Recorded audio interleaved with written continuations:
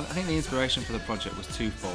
It was to bring together the last 5 years of our 24-hour plays companies, and secondly it was about figuring out whether you could translate theatre skills into film. So it's about discovering what's the difference and how can we optimise on those tools. Taking already developed characters into a film, which is brilliant.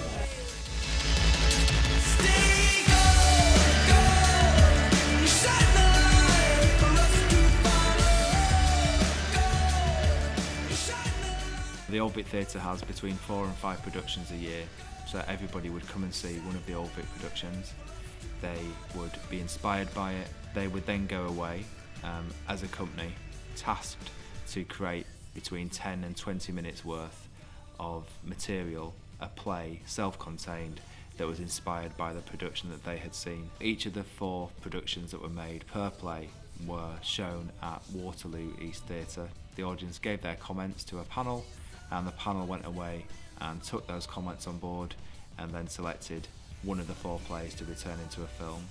Film is entirely different to play. With a play, there's an immediate response, and for many of our practitioners, and for me too, there's a great lesson in learning that film is entirely different. It's being forced to be exposed to something that you're not used to and you're not comfortable with. But there's nothing special about me. I'm just a bloke who got his heart broken on YouTube. We decided that if it was going to have a chance of being made, we better just keep the setting really simple, and then we just did it in real time as well, so there's no stopping and starting, and I think that benefited the piece. Squint your face for me. What? Like you're about to cry. Do I know you? Excuse me, Max, it's him. I'm sure. I discovered that I knew nothing about how to make a film. It was they're just completely different skill sets. The staff that say you're hiring or that you are bringing on are completely different, and the use of locations as opposed to just one theatre. Are you wearing a tuxedo? You said Spies Act 2. It was quite fun. It was quite fun because you got to write in lots of visual jokes and replace dialogue. The way that you set up a scene, the way that you look at the shot is totally different to theatre, and so for me that was invaluable. It was brilliant. We had a great time because we did a farce called The Baron, which is about a dead dog, which we accidentally killed. Except You killed the dog. Yeah, I killed the dog. It was my dog that got killed. And I wish more than anything that I could turn back the clock and not be messing around with that stupid inflatable nose. It wasn't a nose, it had 2 testicles either side of it. Because it was so farcical and as I say, big, then taking it down for kind of the tighter shots and things like that, it was quite strange. And we actually didn't change the acting in the end because our director Kirsty was brilliant. She was always there, and she was just like, just be truthful. Excuse me? Yes? Is this the set of The Length of My Love? It was quite a big piece for stage, so we wanted to keep that for the screen as well, but it couldn't be quite the same level.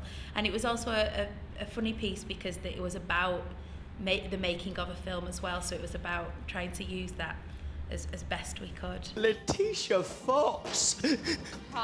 Sam told me you'd be here, but I didn't actually believe him. It was nice because there was one director who was kind of concentrating on the shots and the kind of whole look of the thing, and it was nice to have a kind of personal director who was going, right, if you can just do that line in a particular way, or if you can, kind of push that emotion a bit more. So it was really nice. It felt kind of a bit more personal, which you don't really get on a normal film set. It's usually about the shots, and you stand, you deliver the line, and then you go home. I won't say it anymore.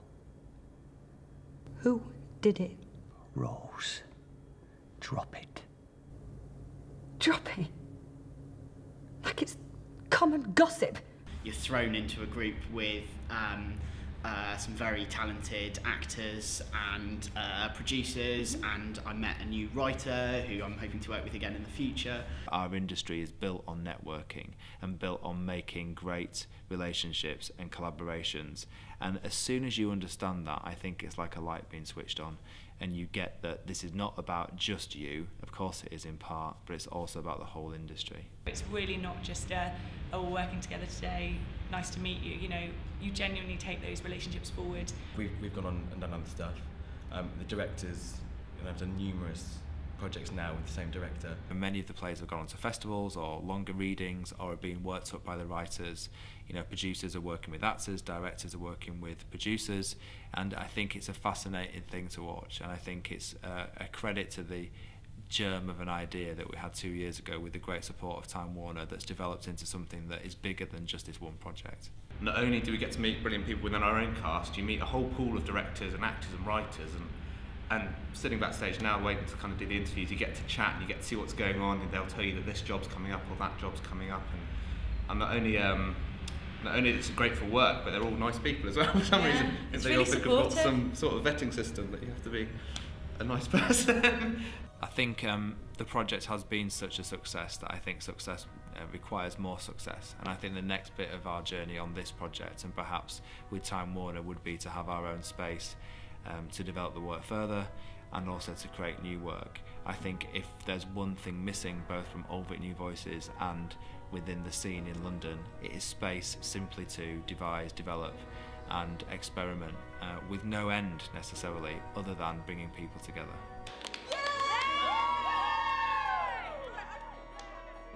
I think it's a fantastic opportunity. I thoroughly enjoyed it. It was really, really nice to be a part of it.